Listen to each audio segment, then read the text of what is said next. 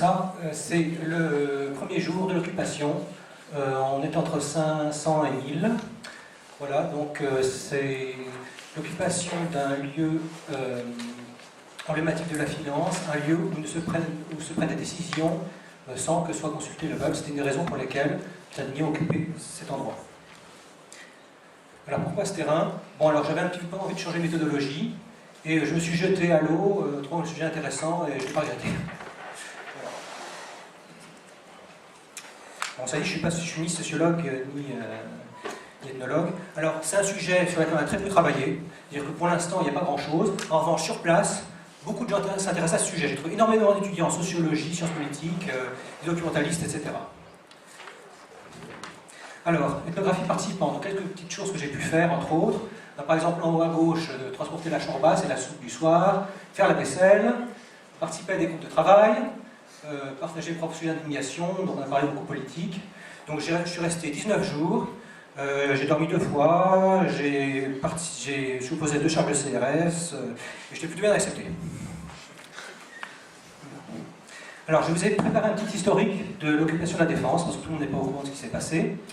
Bon, alors, j'ai posé en 3 périodes. Une phase de résistance. Donc, j'ai placé le nombre de charges en rouge. Ensuite, un soir, le mardi 15, ils sont allés un peu trop fort, il y a eu plein de déposés, une enquête de la police des polices. Donc là, les forces de l'ordre sont un peu calmées.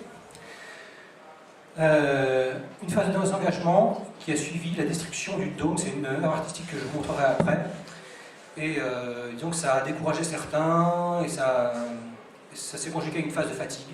Et donc, on a à présent une phase de désengagement. Donc, maintenant, quelques éléments démographiques. En général, il y a plus de monde le week-end que le soir. Il y avait 1000 personnes au début, maintenant une vingtaine.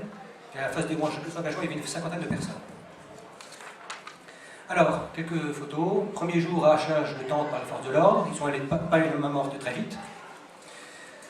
Alors, ils ont pris très vite conscience de leur force de résistance. Là, vous avez un élément très intéressant qui vient de Facebook. Donc, malgré les premiers événements, ils ont réussi à tenir. Alors, vous savez, une présentation du camp, c'est eux qui ont dessiné ça. Bon, c'est un petit peu resserré, donc ça fait un peu camp retranché. Donc on ne voit pas très bien tous les panneaux avec les slogans qui se trouvent autour, on n'a pas pu tout mettre. Les plantes au fond, c'est véridique.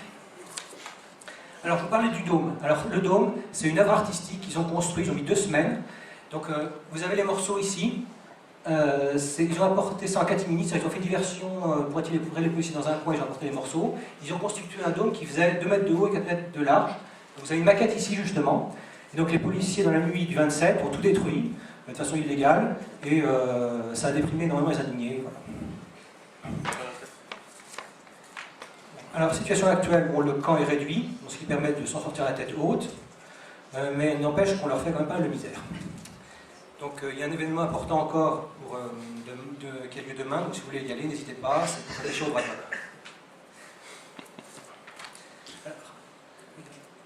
Alors, on va parler un petit peu. Alors, c'est très difficile de savoir qui ils sont, mais il faut aller un peu vers les clichés. On trouve vraiment de tout. Donc des enfants, des mineurs, des couples, des étrangers, des SDF aussi qu'il faut absolument aider. Et ils ont aussi leur propre perception de leur mouvement. Bon, il y a trop de jeunes, et on se considère comme une famille, une grande famille. Par l'extérieur, c'est assez diversifié, soit hippie, soit carrément héroïsme, parce que c'est très difficile de dormir. Alors, contrairement à l'Espagne, il fait très froid, il y a du vent, il pleut, et c'est vraiment très difficile à tenir. Alors, pour ceux qui n'ont pas de comportement acceptable, on essaie de quand même les accepter, mais si ça ne va pas, on leur conseille d'aller au bord de la mer. Alors ça, c'est une photo que j'ai prise. Tout le monde a placé sa propre profession. Donc en fait, il y a vraiment de tout. Donc c'est pour ça que je dis qu'il faut aller au-delà. Donc même des enfants, c'est-à-dire qu'il y a un camp enfant, très accueillant, et ça correspond tout à fait avec l'esprit un peu pistonneuf du camp. Alors que font-ils? Beaucoup de choses, même beaucoup trop. Ils font beaucoup de réunions, où il faut occuper. Ils font beaucoup d'activités culturelles et politiques, les deux étant liés, c'est-à-dire qu'ils font des slogans qui sont très artistiques. Je vous montrerai quelques-uns après. Beaucoup d'actions localisées, par exemple les manifester devant l'ambassade du Portugal lorsqu'il y a des points politiques. Beaucoup de réfléchir à une autre société. Beaucoup de formes de sociabilité joyeuses aussi. On fait la fête, on s'amuse bien. Cela dit, dormir là et tenir, c'est vraiment crevant, donc parfois il y a des manques d'énergie. Alors, pour quelques éléments, par exemple, ils lisent et ils s'informent. Ils ont une bibliothèque. Ils créent des slogans politiques. nos rêves ne tiennent pas dans vos urnes. Donner à manger à ceux qui... S'il y a des SDF, on aide. Et il faut aussi s'impliquer, par exemple préparer le repas. Quand je vous disais s'amuser, voilà, c'est au-dessus. Voilà. Par exemple, le 26, juste avant la destruction du Golgodome, ils ont fait la fête. Et la suite, c'est plutôt mal passé. Alors, ils réfléchissent beaucoup, mais c'est très difficile de savoir exactement ce qu'ils veulent. C'est-à-dire que bon, il y a beaucoup d'activités bouillonnantes. Je vous montrerai après une photo d'une action du magazine Les Inrecuptibles qui ont demandé 15 propositions aux indignés. Donc politiquement, ils sont plutôt orientés à gauche. Les idées sont assez diversifiées, parfois extrêmes, vraiment. Ils vont jusqu'à la suppression du salariat et de la monnaie.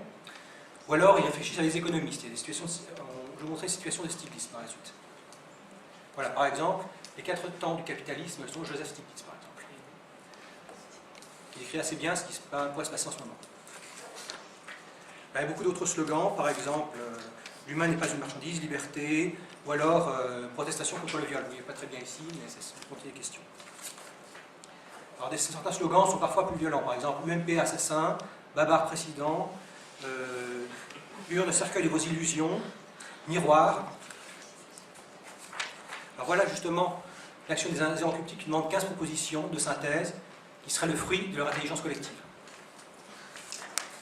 Alors, être sur place, c'est occuper, c'est pas facile du tout. Donc là, vous avez un élément du Facebook qui montre que c'est vraiment l'essentiel. Il faut tenir. C'est-à-dire, occuper, c'est survivre et dormir sur place. Donc c'est défendre le camp, parce qu'en fait, les policiers prennent leurs affaires, voire les détruisent. C'est occuper l'espace en mettant les cartons le plus loin possible, sachant que le camp est à géométrie variable. C'est pour ça que je parle de système adaptatif dynamique, c'est un élément très intéressant. Il faut être en sécurité, parce que ce n'est pas du tout évident, la conclusion des policiers. Il faut se protéger du froid, on s'ennuie. Il faut arriver à manger, donc on dépend de l'approvisionnement de tout à chacun. Mais on est arrivé à faire des repas assez réguliers. Donc on est aussi dépendant aussi de l'environnement. Alors ça c'est un paradoxe, parce qu'en fait, alors que bon, c'est un mouvement qui dénonce le capitalisme, on est dépendant des centres commerciaux d'à côté, pour pas mal de choses. Alors ça, je vous parlais de système adaptatif, ça, en fait, ce sont des fonds de palettes de supermarchés qui servent de barrière. C'est une idée qui vient des Espagnols, c'est pour protéger le camp. Et comme les policiers n'apprécient pas toute construction au-dessus d'un mètre, ça a été détruit. Alors par la suite, le camp a été aplani pour s'adapter. C'est un des nombreux éléments d'adaptation. Alors dormir sur place, c'est épouvantable. C'est-à-dire que bon, non, on ne dort pas, parce que bon, dès qu'on sort le nez de la couette, on se réveille vers le vent, parce qu'il fait un vent terrible là-bas. La police prend toutes les couvertures, les bâches, enfin les couvertures de survie au début. Il y en a qui arrivent à tenir, parfois une semaine d'affilée. Le record observé, c'est 13 jours, pour une indignée belge. Donc, si on ne veut pas péter les plombs, il faut faire la boulot.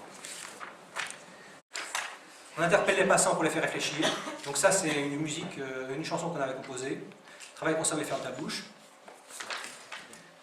Enfin, tenir, ça suppose une organisation, ce qui a été suggéré dès le début, lors de la conception du camp.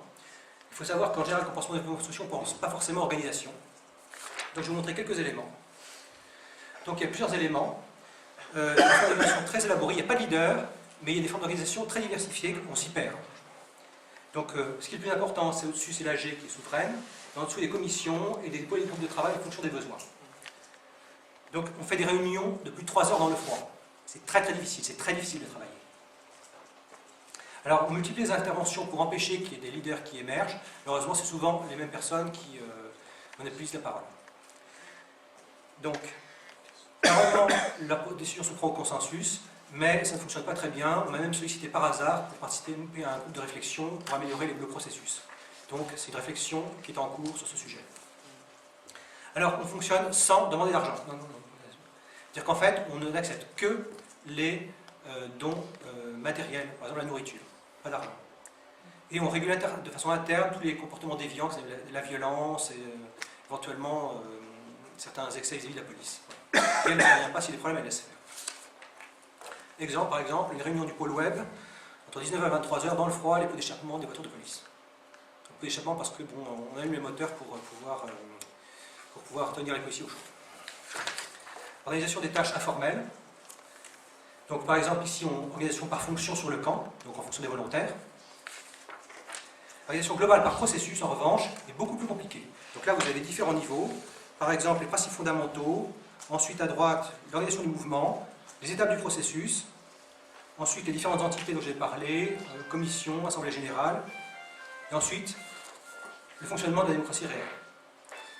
Alors, un seul point d'étranglement qui a été observé, c'est la cuisine. C'est là où se trouve le capital des indignés. Donc en fait, on n'a jamais eu de problème d'approvisionnement, sauf quand la police a tout détruit une fois, et quand il y a eu des vols aussi. C'est un des points centraux, c'est le lieu de pouvoir du campement. C'est-à-dire que ceux qui contrôlent ont un certain pouvoir, par exemple, de donner la nourriture par exemple, à ceux uniquement qui dorment, alors que bon, c'est très discuté, ou à ceux qui en ont vraiment besoin, par exemple. Alors, on ne peut pas comprendre les indignés sans leur système d'information. C'est-à-dire qu'en fait, il y a un niveau moyen de communication un peu anarchique. En fait, c'était montré sur le sujet, mais je n'ai pas regardé que ça. Donc, alors, on utilise plusieurs outils comme Facebook. Il y a beaucoup de problèmes d'information parce qu'en fait, là, même si le camp est petit, c'est-à-dire 50 mètres sur 100, il y a beaucoup de rumeurs qui circulent, on ne sait pas trop où on va. Voilà. On va communiquer. Bon, alors ça, c'est le point d'accueil du camp, par exemple, pour accueillir ceux qui viennent de l'extérieur. On communique aussi beaucoup sur Facebook et Internet. Alors, les rapports avec les médias, je vais passer parce que bon, je n'ai pas tellement le temps, je vais plus tard. Un point important, c'est la gestion des forces de l'ordre. Alors, j'avais suggéré que c'était un harcèlement permanent, c'est-à-dire quelque chose dont ils ont conscience. Alors, dès qu'il y a quelque chose qui dépasse, par exemple une bâche, il y a une intervention. C'est très difficile à gérer. Alors, la répression policière, c'est un élément absolument crucial, c'est-à-dire qu'il y a eu de nombreuses interventions, certaines de très grande ampleur. C'est une centaine de CRS, parfois plus que d'occupants, par exemple. Donc, il y a des dérives absolument épouvantables, comme le blessure, vol, vandalisme. Il y a eu 2 plaintes qui ont été déposées. Alors, les indignés savent gérer les faiblesses de leur adversaire. C'est par exemple, quand ils veulent faire entrer des cartons, ils font une diversion d'un côté, attirent les policiers et les cartons entrent de l'autre. Alors, ils savent faire la différence entre ceux qui ne veulent pas intervenir, par exemple les gendarmes qui ont parfois refusé de charger, parce que c'est trop démoralisant, d'attaquer les pacifistes. Il y a eu des formes d'adaptation de la structure du camp, c'est-à-dire l'aplatir et éviter de provoquer les gendarmes. Alors, le problème avec ce sujet, c'est que c'est un révélateur très intéressant des comportements de la police en France. Sachant que c'est un sujet qui est très difficile à gérer. Je ne sais pas si vous avez lu les derniers articles d'Éric Fassin, par exemple. Alors, par exemple, voilà, un moyen de désarmer les policiers. Là, c'est une charge où je mettais au policier par un sitting. Donc, en fait, il disait aux policiers, c'est sympa d'être venu, mais qu'est-ce que vous voulez à la fin? Et il y en a l'un d'eux qui passe avec des fruits pour les offrir aux policiers et essayer de les amadouer. Donc, évidemment, à la fin, c'était démoralisant pour eux d'intervenir, alors qu'ils n'avaient qu'une envie, c'est de faire ami-ami avec les indignés. Bon, alors, ils n'y vont pas de main morte, par exemple, le camp rasé le 15 au soir. Alors, évidemment, c'est un moyen aussi de mettre en évidence les dysfonctionnements du système. Ils en ont parfaitement conscience, et ils le disent comme ça. Donc ça, c'est typiquement un carton qui a pour but de faire réfléchir les passants. Même certains ont mis des mots anonymes pour dire qu'ils nous encourageaient. Il y a des éléments qui sont vraiment édifiants. Par exemple, il y a un policier qui a été acheter des croissants dans le bistrot d'à côté en disant aux responsables, vous donnez ça aux indignés, vous dites surtout pas que ça vient de nous, on ne veut pas savoir. Et il y a quelqu'un, des gendarmes qui a dit aux indignés, on vous soutient. Son supérieur est venu pour lui dire qu'on l'écoutait, qu'il était viré, je crois que c'était le cas. Il y a plein d'exemples en ce sens, qui sont absolument édifiants. Alors, je viens à la fin. Tentative de synthèse, pourquoi ce camp a-t-il tenu? C'était absolument pas attendu, et ça c'est récurrent, parce qu'il fait très froid, et du vent. Les méthodes de la police française sont très élaborées pour essayer de supprimer ce type d'éléments indésirables. Bon, c'était un des mois les plus chauds de l'année, ça nous a aidés. Il y a de nombreux éléments structurels sur lesquels on peut insister. Et paradoxalement, Small is Beautiful, il n'y avait pas tellement de monde, mais c'est peut-être pour ça qu'on a pu tenir et qu'on a pu supporter, qu'on a pu être ravitaillé assez. Voilà, donc c'est de nombreux éléments. Moi, ça ne veut pas dire qu'il n'y ait pas eu de phase de doute, de découragement, voire de remise en cause du pacifisme. Dire, on va faire péter les balles.